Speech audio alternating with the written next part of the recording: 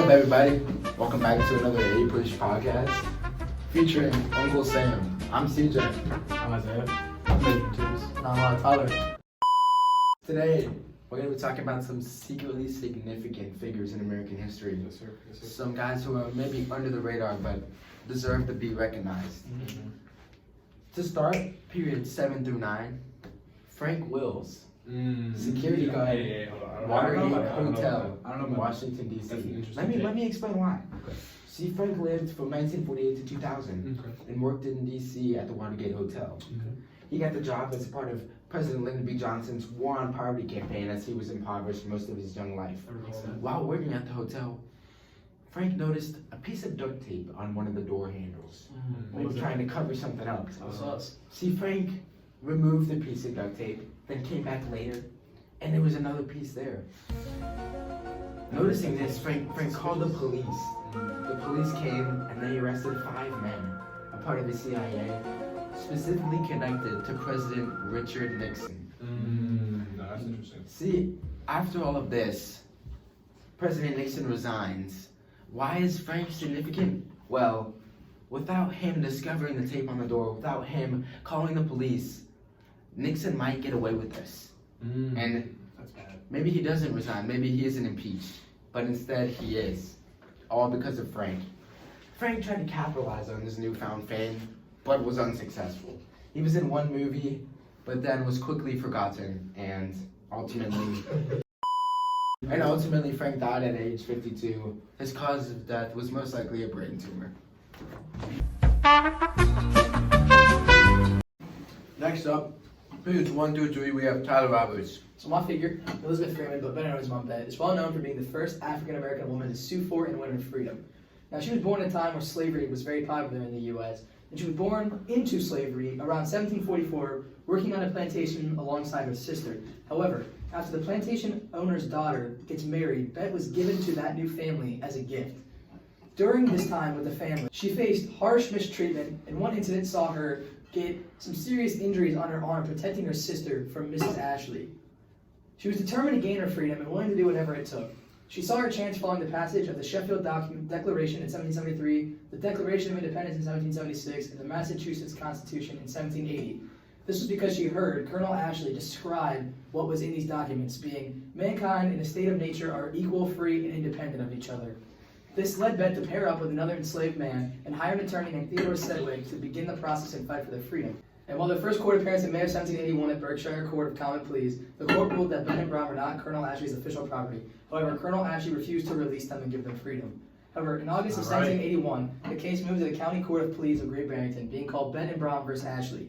During this court appearance, Sedgwick would argue that the Massachusetts Constitution outlawed slavery, which the jury agreed with and subsequently declared Mum Bet and Brown no longer property of Colonel Ashley and were set free. Wow.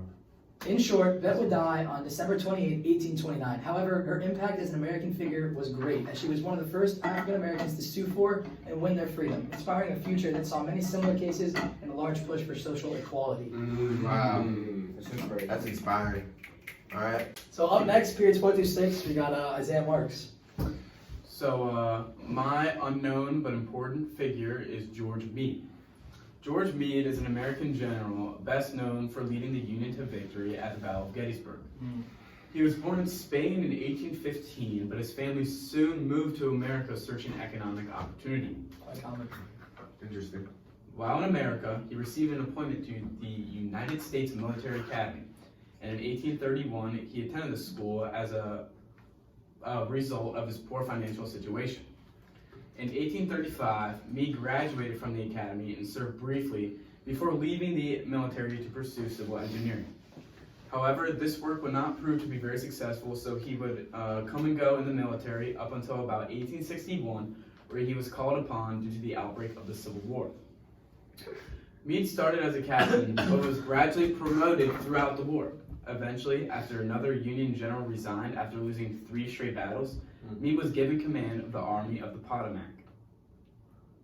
Only a few days after being promoted, Meade and his army fought at the Battle of Gettysburg. The Union suffered many losses, but eventually forced the retreat of the Confederate Army on the 3rd day of fighting. This victory was very significant, as Gettysburg is often considered the turning point of the war in favor of the Union. However, despite this large victory, Meade received heavy criticism from none other than Abraham Lincoln for allowing Lee's army to escape into Virginia.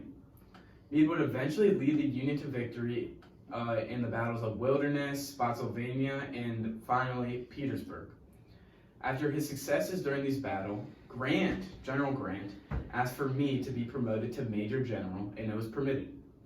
In 1872, at the age of 56, Meade died from his severe wounds that he suffered as a soldier at the Battle of Glendale in 1862.